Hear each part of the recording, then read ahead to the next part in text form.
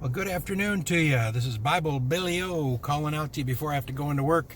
Happy Monday, happy end of November, and happy unknown future. We don't know what's going to happen in the future, but we can still be happy. You say, well, how can that be? I need to know what's going to happen in advance. Well, I think about what the scripture says. I think it's in chapter 27 of Proverbs that you don't know tomorrow what a day will bring. Another place, the verse, tomorrow is not promised to any man, comes to mind. And so you're in good company if you're like me, wondering what's going to be happening in these next days, weeks. I just want to submit to you that we might want to just take one day at a time. That's some good wisdom. When I was in AA classes and Celebrate Recovery for some time, and it was a real blessing, we repeated the 9 or 8 Beatitudes that make up the 12 steps. And the first one used to offend some of the guys around the table because you had to admit you're powerless. And nobody likes to admit that. I mean, it just doesn't sound manly, does it? Admit that you're powerless to change yourself in your own strength. And that's why I think a lot of people look at Christianity as a kind of a crutch. They say, well, if you need that because you're not strong enough to pull yourself through life. Well, I was thinking of a scripture as I was driving into work, and I thought I'd just park here. It's in 1 Corinthians, very beginning of Corinthians, in the first chapter of 1 Corinthians, and it's in verse 25 and through 28. I'm going to read that for you, okay? The foolishness of God is wiser than men, and the weakness of God is stronger than men. You say, how can God be weak? Well, let's read on. For you see, consider this, your calling, brethren, how that not many wise men are among you after the flesh, not many mighty, not many noble. But God has chosen the foolish things of the world to shame or to confound the wise, and God has chosen the weak things of the world to confound or shame the things that are mighty, the base things of the world which are lowly, things that are despised, and God has chosen those things, yes, and the things that are not, to bring to naught the things that are, to bring to nothing the things that consider themselves to be the important things that are. And he does this, it says in verse 27, that no flesh could ever glory in his presence.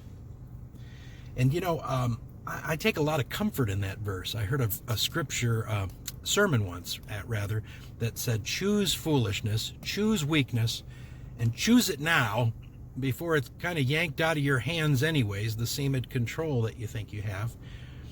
And I know I still get a lot of Christian brothers who don't like to think of those verses so much. One is a Pentecostal brother, and I love the Pentecostal church. This brother says, I'm not going to confess out with my mouth outwardly that I'm weak or that I don't have any wisdom. And I had to remind him, I says, well, the only strength you have, the only wisdom is the wisdom God's given you, right? And he goes, yeah, but I don't need to confess it. Well, I find that when I do confess it is when I have the most comfort, because I know God holds my next moment, my next second, my next breath in his hand. And I think it's a realistic thing to say, I confess in my own so-called wisdom, I can't figure a way through this pandemic, through the crisis that the nation's going through. I hear reports of people just doing terrible things. Here it is almost Christmas season, and some unspeakable wicked things are going on. And most of it, they'll say, well, the people are just fed up. They're revolting or rebelling. And that's no excuse, to be mean or unkind or ruin other people's property. But at the same time, it's just a testimony to show in our own strength and our own weakness, we fail. I remember arguing a little bit with a relative who had said to me, well, Bill, I'd like to have a debate with you, but you're going to bring up the Bible. That's why I call this Bible Billy O. And I said, yeah, I'm afraid I have to lean to that because I've come to understand everything I need to know in this life and for the next is in that book. And they said, well, then you've got a maybe unfair advantage. I'm not going to debate you on the things you believe in from that book. And I didn't ask him to. I just said, well, that's the way it is. I know that there are some that just don't like the idea of saying, I can't control my own destiny. But the truth of the matter is, as I started off saying, tomorrow isn't promised to anyone. So we need to hold on loosely to everything that's going on, and just remember that there's grace, there's a Creator that loves us. I'm reading through Isaiah, and also I find in the book of Daniel so many promises, even when it looks like God is forsaken and said, you've gone too far as a nation, I'm going to punish. He also promises that it'll be for a short time, and he will bring us back. The last half of Isaiah, it looks so much like what we're going through in America right now, and yet he still gives us a chance. He still says, I'm going to call you back. If you'd only just remember who you are and whose you are, I'm going to call you back. And he says that the desert will flourish. There'll be streams in the desert, and it'll be a beautiful thing how he turns what's impossible for man is not impossible for God. I've lived long enough to see that, and I'm praying for you today.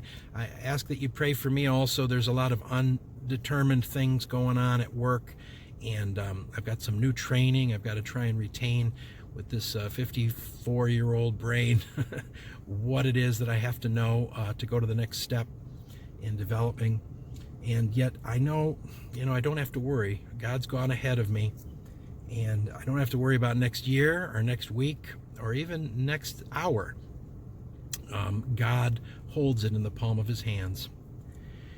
If you've been through anything that you thought would drive any other person crazy, and I can say I believe I have, if you've watched someone you love die, and you felt that hopelessness, helplessness, if you've had a wayward teen or maybe someone you love who's addicted to something, maybe someone who the enemy has just gotten full control of their mind and they've committed suicide, it's just an unspeakable thing to consider, and you say, well, how come I didn't go crazy? Well, it's because, and you have a breath right now, because there's still hope. Yep, there's hope.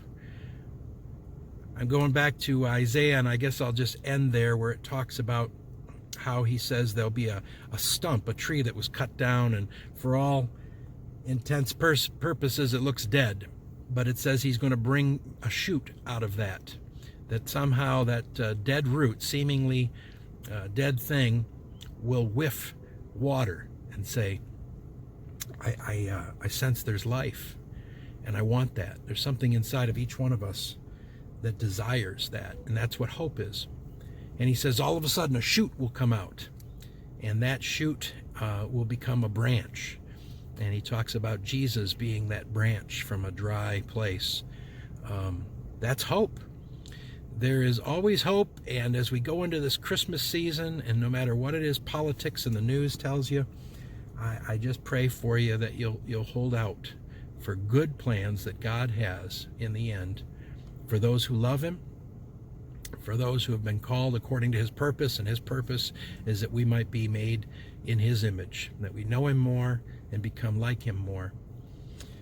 So that's all I've got for you today. It may be kind of jumbled, but I want you to know you're not alone. We're all in this together, and it's okay if you're feeling a little weak, if you're feeling like you're not smart enough, strong enough, not good looking enough. I know that's me.